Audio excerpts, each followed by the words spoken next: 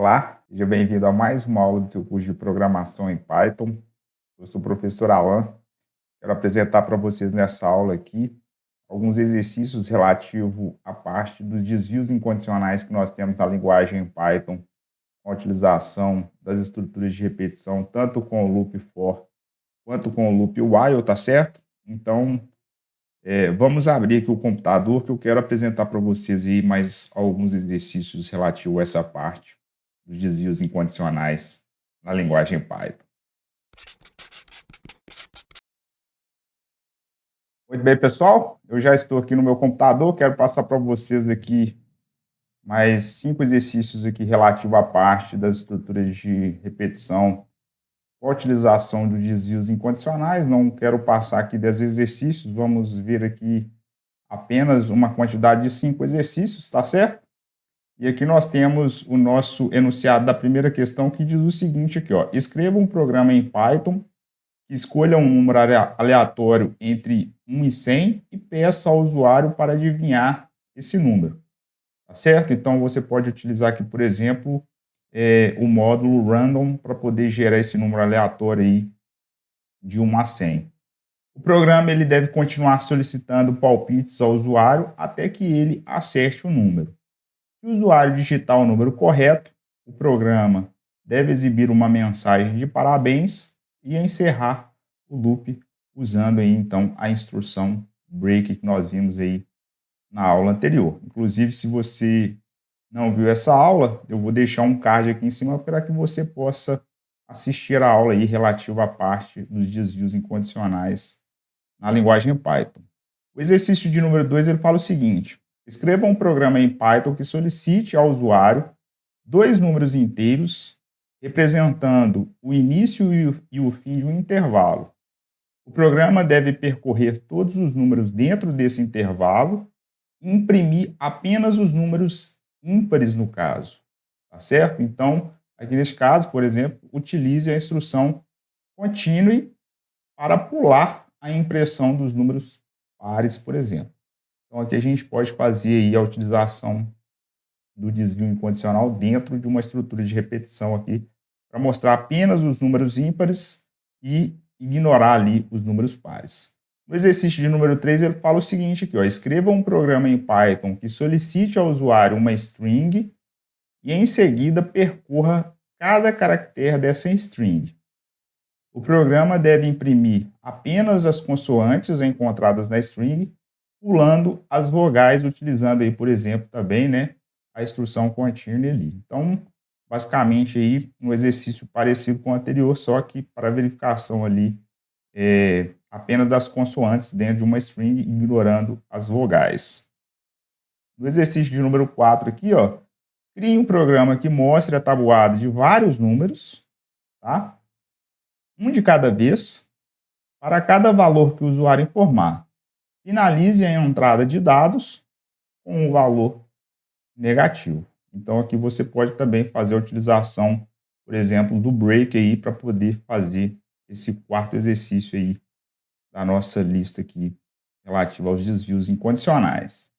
Logo na sequência, nós temos aqui o nosso quinto e último exercício que fala o seguinte: faça um programa em Python e solicite ao usuário uma sequência de números inteiros por vez. O programa deve imprimir uma mensagem se o número for positivo.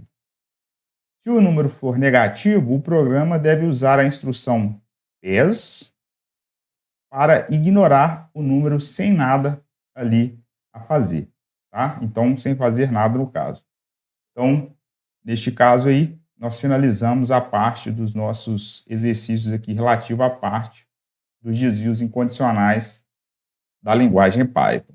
Bom, pessoal, se vocês observaram ali no nosso quinto e último exercício relativo aos desvios incondicionais disponível da linguagem Python, eu deixei um exercício sobre o PES.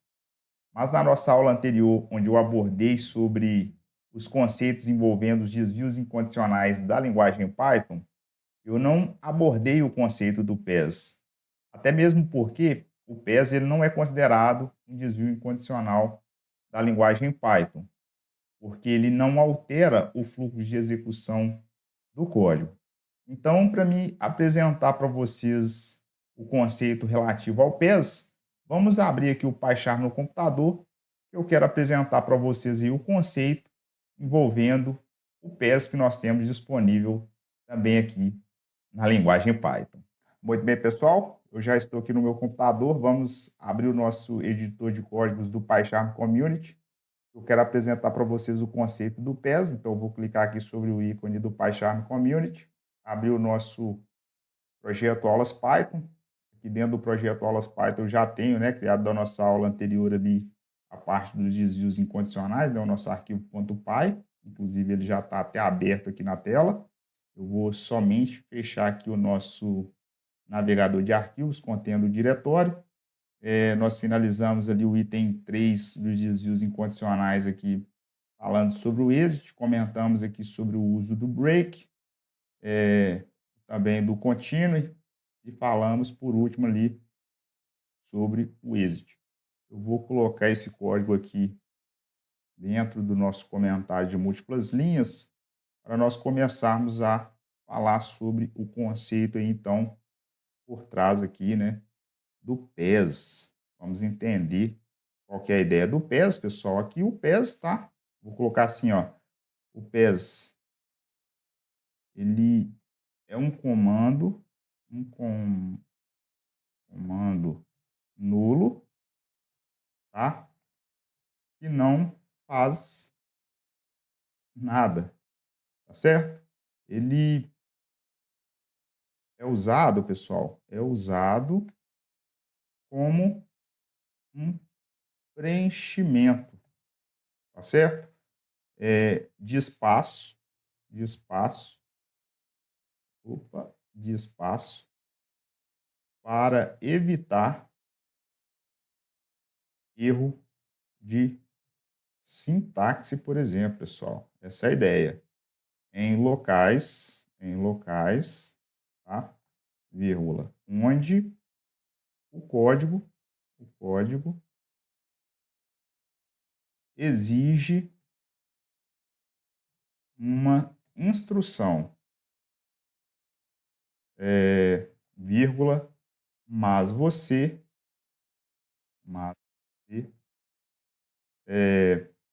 ainda não deseja implementar, por exemplo, tá? Implementar nenhuma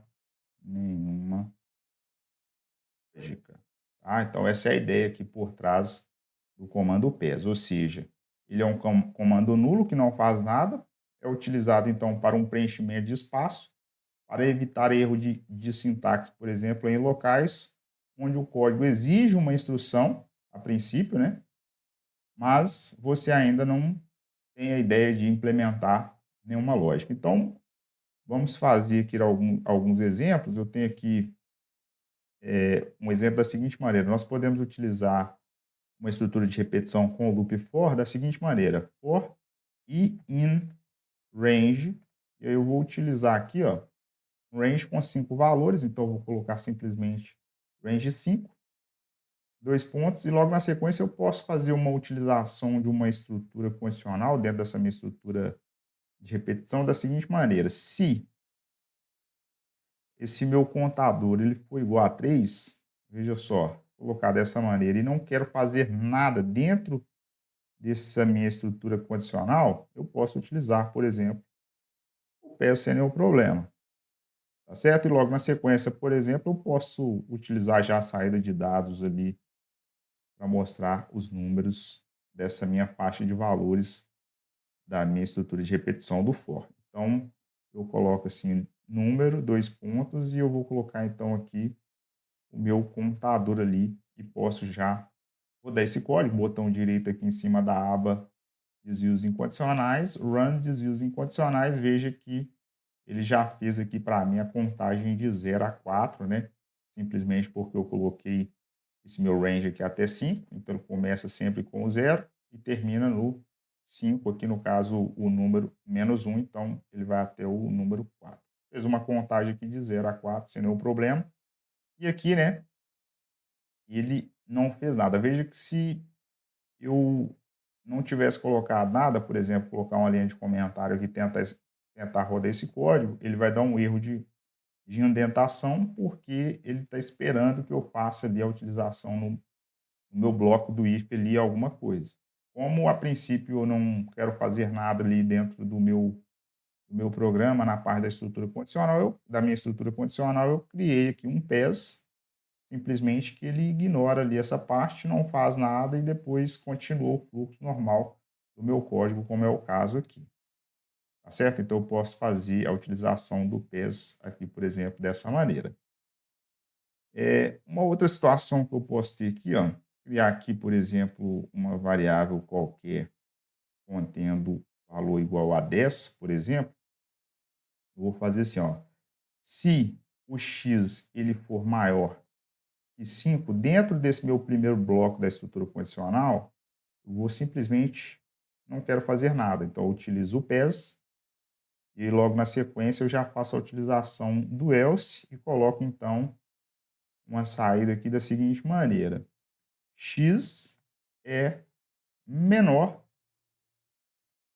ou pelo menos igual, né, pessoal? Ou igual a 5 no caso. Então, veja só, se eu rodar esse código, como eu declarei a variável x igual a 10, ele é maior que 5, né? Então, ele vai entrar dentro desse primeiro bloco. Ele não vai fazer nada. Então, veja só, rodei o código, não tem nada. Caso, né, eu mude o valor dessa variável x aqui, por exemplo, para, sei lá, 3, veja que se eu rodar esse código, agora ele mostra para mim, x é menor ou igual a 5. Inclusive, se eu colocar o 5, né, olha só, coloco o 5 aqui, rodo novamente, realmente ele é menor ou igual a 5. Mas, né, caso eu queira colocar um número aqui acima dos 5, por exemplo, 6, aí neste caso, ele simplesmente não faz nada porque eu utilizei aqui o PES e o número é um número acima do 5, no caso que eu utilizei o 6. Então, veja que, como eu disse anteriormente, pessoal, o PES, ele simplesmente ele não faz nenhum desvio incondicional, né, dentro da execução do meu código. Então, ele simplesmente é utilizado para realmente preencher, né, um espaço para evitar, por exemplo, esse erro de sintaxe aqui em locais onde o código ele exige alguma instrução, mas você ainda não deseja implementar nenhuma lógica. Então, neste caso, nós podemos utilizar a ideia do PES sem nenhum problema e, dessa maneira, eu espero que possa ajudar para vocês aí a resolver o nosso quinto e último exercício da lista aí relativo aos desvios incondicionais que nós temos disponível na linguagem Python. Então é isso, pessoal. Chegamos ao final aí de mais uma aula do seu curso de programação em Python, onde eu apresentei para vocês um conjunto de 5 exercícios relativo à parte dos desvios incondicionais que nós temos disponível da linguagem Python. Eu espero que vocês tentem resolvê-los, tá certo? Caso não consiga, eu irei trazer também a minha sugestão de resolução para cada um deles, tá certo?